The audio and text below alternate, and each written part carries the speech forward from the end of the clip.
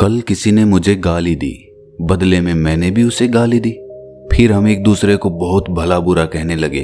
उसके बाद हमारे बीच झगड़ा शुरू हो गया। उसने मुझे मारा, मैंने उसे मारा और हम दोनों खून से लथपथ होकर अपने अपने रास्ते चले गए। ऐसा हम सब के जीवन में बहुत बार होता होगा। जब हमसे कोई अपशब्द कहता है तो हमें गुस्सा आता ही है, लेकिन क्या कोई ऐसा तरीका भी है जिससे हम दूसरों के कहे अपशब्दों से क्रोधित ना हों? चलिए इस बोध कहानी से समझने की कोशिश करते हैं। इससे पहले कि आप इस कहानी में खो जाएं, इस चैनल को सब्सक्राइब जरूर कर लें। तो चलिए कहानी शुरू करते हैं। जापान के ओसाका शहर के पास एक गांव में एक जैन गुरु रहा करते थे। उनकी प्रसिद्धि पूरे देश में फैली हुई थी। दूर दूर से लोग उनसे मिलने आया करते थे।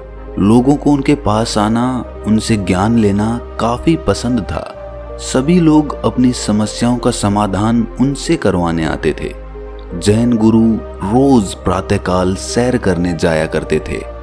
ऐसे ही एक दिन वो सुबह सुबह अपने एक अनुयायी के साथ सैर कर रहे थे कि तभी अचानक कहीं से एक आदमी जैन गुरु के पास आकर उन्हें भला बुरा कहने लगता है, उनका बहुत अपमान करता है। लेकिन उस गुरु ने उस आदमी की किसी भी बात का कोई जवाब नहीं दिया। इसके विपरीत वो उस आदमी की बात सुनकर मुस्कुराने लगे और अनुयायी के साथ आगे बढ़ने लगे। अक्सर लोग अपने विरोधी की जब ऐसी प्रतिक्रिया देखते हैं तो उन्हें और ज्यादा क्रोध आ जाता है। वो उन्हें उकसाने के लिए कुछ भी करते हैं, अपना भरसक प्रयास करते हैं। ऐसा ही उस आदमी ने भी किया। वो और ज्यादा क्रोधित हो गया और उन्हें और अधिक अपशब्द कहने लगा, यहाँ तक कि जैन गुरु के पूर्वजों तक को अपमानित करने लगा। उन्हें खूब भला बुरा कहा, खामियां निकाली, पर इसके बावजूद भी जैन गुरु मुस्कुराते हुए आगे बढ़ते रहे और कुछ भी नहीं कहा। वो आदमी हर संभव प्रयास करता रहा, लेकिन जैन गुरु पर उसका कोई भी प्रभाव नहीं पड़ा।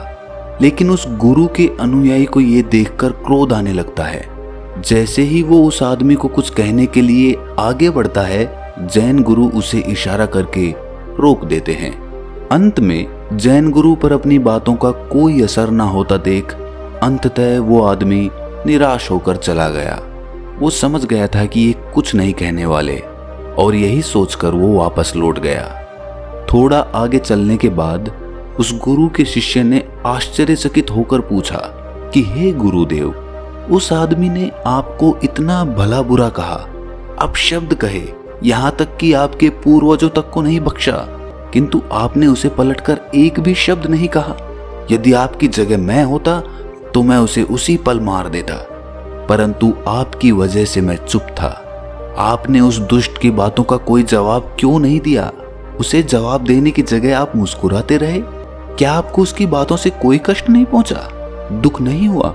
मुझे तो उस आदमी को देखकर बेहद क्रोध आया, परंतु आपके कारण मैं चुप रहा। लेकिन आप तो कुछ कहते, आप क्यों चुप थे? अपने शिष्य की बात सुनकर गुरु ने तब भी कुछ नहीं कहा और उसे अपने पीछे आने का इशारा करते हुए आगे बढ़ गए। शिष्य को कुछ समझ नहीं आया कि वो क्या कर रहे हैं। वो चुपचाप गुरु के पीछे चलता गया। कुछ दूर चलने के बाद वे दोनों जैन गुरु के कमरे तक पहुंच गए। वहां पहुंचकर जैन गुरु अपने शिष्य से कहते हैं कि तुम यहीं बाहर मेरी प्रतीक्षा करो, मैं अभी आता हूं। जैन गुरु अपने कमरे में गए और वहां से कुछ मैले कपड़े लेकर कुछ देर बाद बाहर आए और अपने शिष्य को वो कपड़े थमाते हुए कहने लगे कि लो, अपने कपड़े उतारकर इन कपड़ों को धारण कर लो। वो कपड़े बहुत मैले थे, उनसे बहुत ज्यादा दुर्गंध आ रही थी। शिष्य ने उन्हें अपने हाथ में लेते ही दूर फेंक दिया। उससे वो दुर्गंध सही नहीं जा रही थी। जैन गुरु उस शिष्य से कहते हैं कि क्या हुआ, तुम इन मैले कपड़ों को क्यों फेंक रहे हो? जाओ और उन्हें पहन करके आओ।